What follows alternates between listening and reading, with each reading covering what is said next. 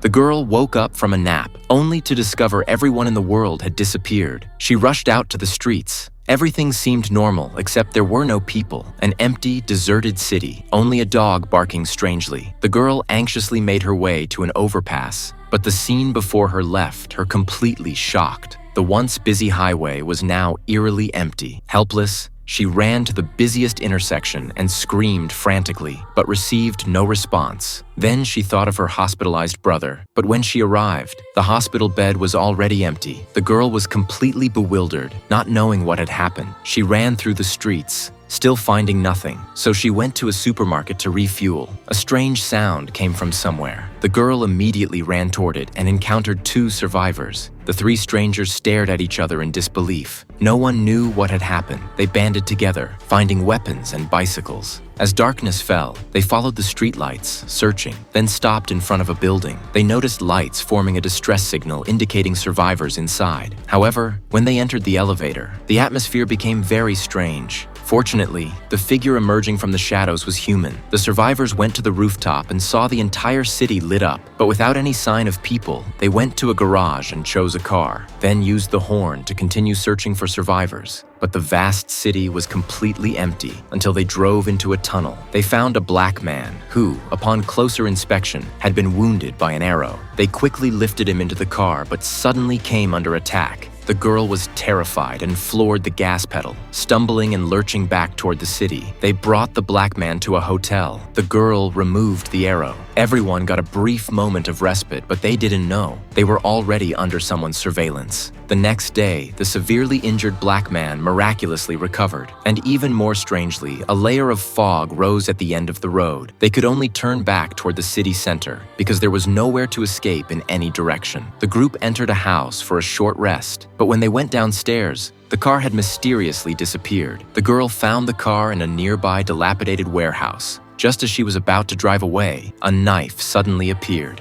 Everyone ran, the atmosphere becoming more tense. Now they faced not only the fog, but also had to guard against strangers hunting them. They thought quickly and ran to the bank's garage. Finding an armored car, they put on gas masks and gripped the steering wheel, preparing to use the armor's protection to break through the thick fog. But just as everything was ready, human voices suddenly came through the radio.